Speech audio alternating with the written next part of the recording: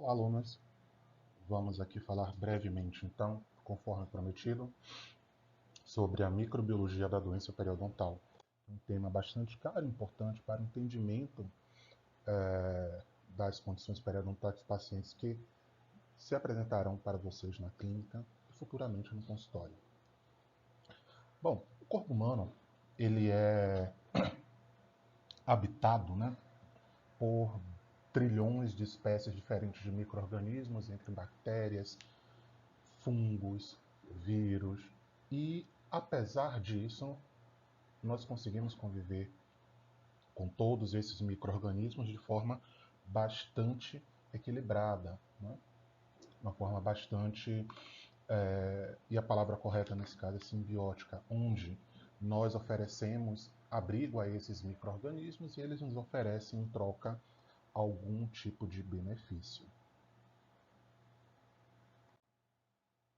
Bom, o biofilme bacteriano, ele nada mais é do que um complexo bacteriano que se forma ao redor da margem gengival dos dentes, onde esse biofilme ele oferece para essas bactérias um arcabouço, oferece proteção, oferece nutrientes, oferece defesas, né, contra o sistema imunológico do hospedeiro.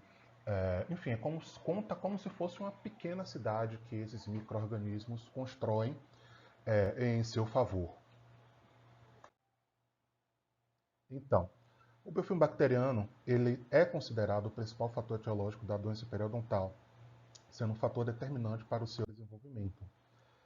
Lê e colaboradores em 1965, eles, através do estudo, né, gengivite experimental em homens, eles demonstraram que existia sim uma relação bastante íntima entre o acúmulo do biofilme, né, ao longo de 21 dias após a suspensão da escovação em indivíduos que eram alunos, né, de uma universidade, de uma faculdade de odontologia da região, que se candidataram para fazer parte desse estudo, em que eles suspenderam, né, a escovação e continuaram se alimentando normalmente.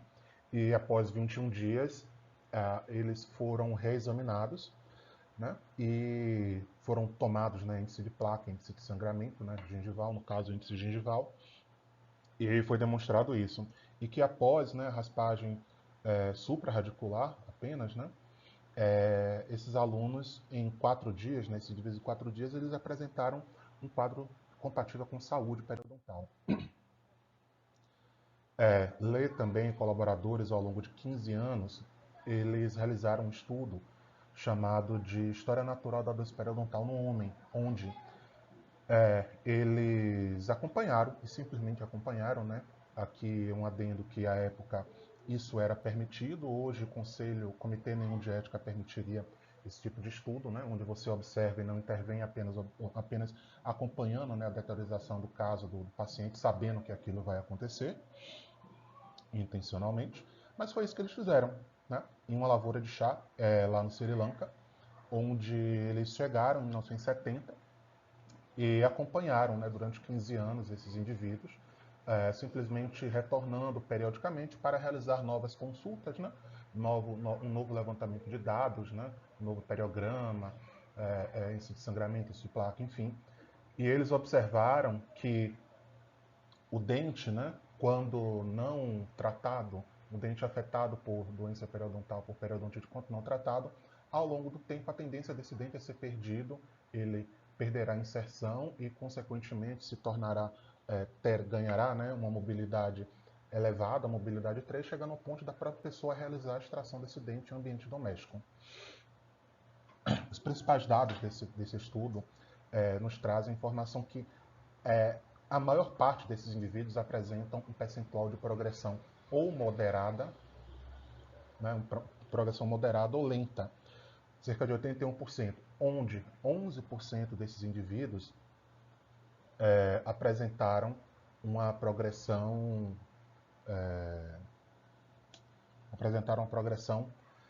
sem nenhum tipo de progressão, sem nenhum tipo de evolução.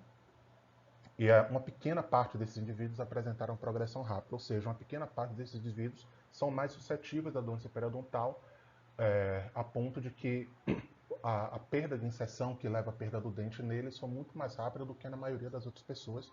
E também uma pequena parte desses indivíduos conseguiu conviver com a gengivite ao longo desses 15 anos, sem, no entanto, apresentar nenhum tipo de perda de inserção. Bom, é importante que a gente saiba também como o biofilme ele é formado. Né? Após a realização de um polimento coronário, há a formação da película adquirida pela deposição, né, de uma fina película de saliva sobre a superfície do dente, onde esse filme condicionante ele é formado por macromoléculas hidrofóbicas aderidas nessa superfície, e isso vai acarretar em um aumento, né, da carga e energia livre de superfície desses dentes, aumentando então a capacidade de adesão bacteriana. A colonização inicial ela é feita principalmente por cocos, né, bactérias bastonetes e cocos, onde essas bactérias, como os streptococcus, sangues, e outras bactérias do tipo cocos anaeróbios facultativos e bastonetes gram-positivos, eles têm receptores para se conectar a essa película adquirida. Né? Com o passar do tempo, ainda na colonização inicial, outras bactérias como essas, né, elas vão se aderindo e vão formando uma película ainda um pouco mais espessa, ganhando espessura e ganhando volume, né, ainda predominantemente formado por cocos e bactérias gram-positivas, né, bastonetes e bactérias filamentosas. Então ocorre a colonização por bactérias que são considerados como colonizadores intermediários. Esses colonizadores intermediários, eles começam, né, eles são, em sua maioria, bactérias gram-positivas que não têm uma capacidade de adesão forte à película adquirida. Onde aqui onde assim, né, a gente consegue destacar bactérias também bastonetes, né, como o Fusobacterium nucleatum, no entanto, gram-negativo. Nesse momento, nós conseguimos começar a observar uma alteração do pH local, né, a partir da produção, né, maior de produtos fermentativos, bem como a diminuição da quantidade de oxigênio livre. E isso vai acarretar na morte das bactérias que eram as colonizadoras iniciais, né, as bactérias do tipo Streptococcus e dos bastonetes gram-positivos. Então, nós começamos a observar, caso essa colonização ela persista sem ser interrompida, a adesão de bactérias gram-negativas putativas, né, que são bactérias que estão intimamente associadas à formação, né, ao desenvolvimento da doença periodontal.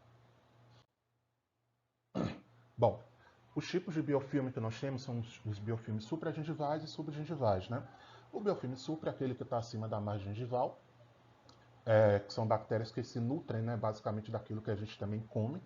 Né? São bactérias sacarolíticas e fermentadoras, né, fermentativas. Elas têm, né, a capacidade de se aderir a estruturas específicas.